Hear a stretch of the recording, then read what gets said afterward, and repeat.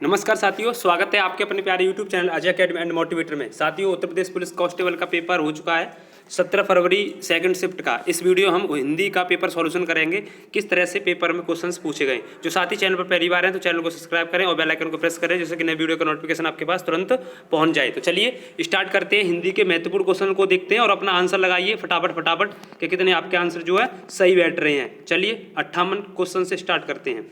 तो ये आपका क्वेश्चन पूछा गया, निम्नलिखित में से किस वाक्यांश के लिए दिया गया शब्द सुसंगत है।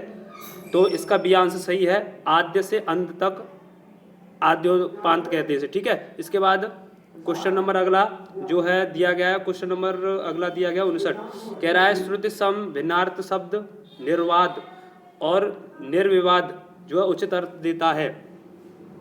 तो इसका जो आंसर सही है वो बी, यानी निर्विवाद का मतलब विवाद रहित।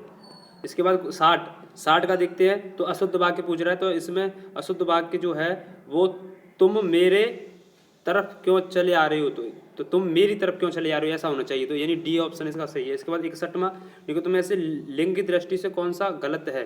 तो इसका जो गलत है वो बनिया वाला डी। ठीक है, इसके बाद आ जाइए 62, बधू का बहुवचन बधुएं, बी ऑप्शन। इसके बाद आगे आ जाइए 63वां, माँ ने बच्चे को मिठाई दी, मैं कौन सा कारक है। तो कोई चीज़ देते हैं और ली नहीं जाती है तो संप्रदान कहलाता है, बी ऑप्शन इसका सही है। इसके बाद 64वां कह रहा है कि तद्भव शब्द बताओ, तो उल्लू हो गया। इसके बाद 65वां, निम्नलिखित में से कौन सा शब्द तत्सम है, तत्सम है इसमें शुष्क। ठीक है, इसके बाद 66वां कह रहा है चांदनी का पर्यायवाची, तो चांदनी का कोमदी और ज्योतिषणा, सी ऑप्शन इसका सही होगा। इसके बाद आगे 67वां क्वेश्चन फटाफट देखिए, निम्नलिखित में से निश्चयवाचक सर्वनाम, निश्चयवाचक सर्वनाम वो होते हैं जिसमें यह वह होता है, तो यह सी ऑप्शन। ठीक है, इसके बाद कुछ ये अनिश्चयवाचक हैं। आगे बढ़ जाइए, क्वेश्चन नंबर 68वां, कवि स्वर में संधि विक्षेप, कवि प्लस ईश्वर यानी डी ऑप्शन। इसके बाद 69 वाला, क्या कोई तारे गिन सकता है, वाक्य में किस चिन्ह का प्रयोग किया गया। देखो जो चिन्ह दिया गया है तो क्वेश्चन मार्क, ये सिंपल है, क्या है, कुछ प्रश्न सूचक। इसके बाद 70वां, ईमानदारी कौन सा शब्द है, तो ईमानदारी क्या बता रहे, गुड, कि ईमानदार है या बेईमान है। इसके बाद 71वां, निम्नलिखित में से सकर्मक क्रिया वाला उदाहरण है, सकर्मक क्रिया जिसमें कर्म होता है, तो इसमें कौन सा है।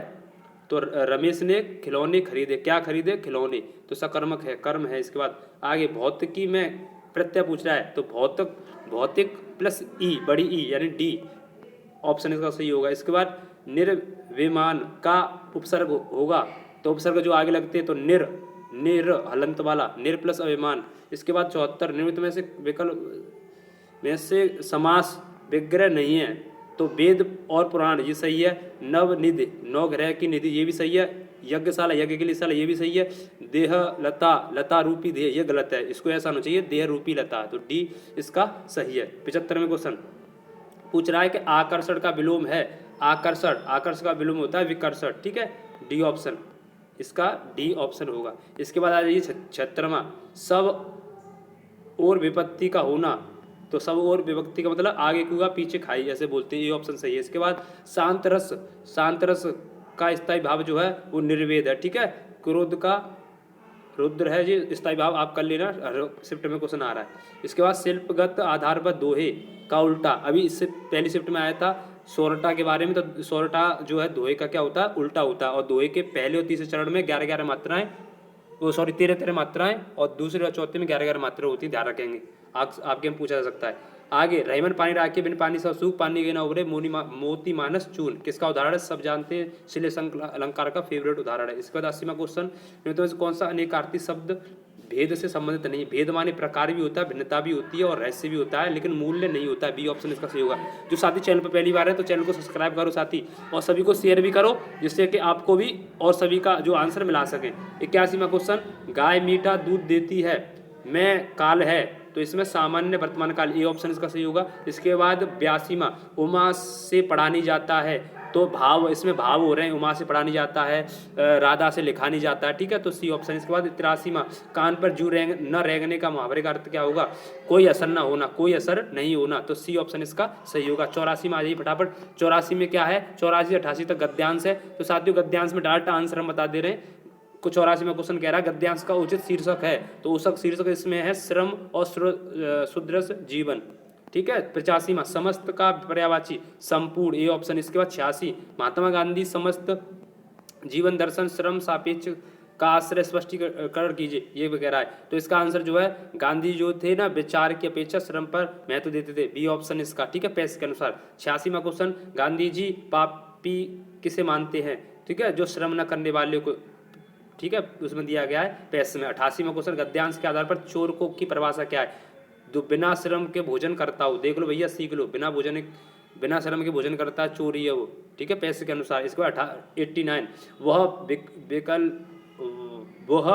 बिल्कुल थक गया, तो बिल्कुल थक गया, तो इसमें कौन सा पूछ रहा है, विशेषण, तो वो बिल्कुल थक गया, तो इसमें परिणामवाचक, यानी सी ऑप्शन इसका सही होगा। आज 90वां, निम्नलिखित में से मृद का पर्यायवाची नहीं है, मृद मतलब कोमल और मुलायम और मृषण भी होता है, लेकिन कुल नहीं होता है, तो बी ऑप्शन। इसके बाद 91, कह रहा है श्रुति सम भिन्नार्थ शब्द, दिन और दीन का मतलब, दिन मतलब दिवस और दीन का मतलब गरीब, तो कहाँ है दिवस और गरीब, बी ऑप्शन इसका सही है। इसके बाद 92, आंखों के सामने, आंखों का सामने का होने का मतलब प्रत्यक्ष, यानी डी ऑप्शन इसका सही। 93, पंचवटी किसकी रचना है, मैथिली शरण गुप्त की। साथियों, रचना की वीडियो मैंने डाल दी है, उन्हीं में से रचना में से क्वेश्चन पूछे जा रहे हैं, आप देख लेना, नहीं देखा है तो जिन्होंने।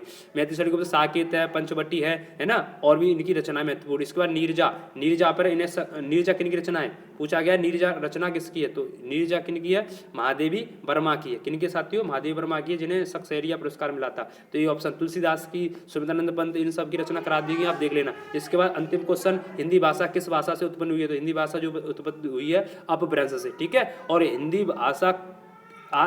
भाषा किसकी जननी कहलाती है, तो संस्कृत की आद जननी हिंदी है, लेकिन हिंदी का विकास किससे हुआ है, अपभ्रंश से, तो इसका भी ऑप्शन ध्यान रखना साथियों। तो ये हमने हिंदी के आपके 38 क्वेश्चन का आंसर बताया। सभी साथी कमेंट बॉक्स में बताएं कि आपके कितने आंसर सही बैठ रहे हैं, और सभी को शेयर भी करें, ऐसे ही आगे जीके का हम जो है आंसर लाएंगे, ठीक है साथियों। नमस्कार, जय हिंद, जय भारत, वंदे मातरम, जय सीताराम।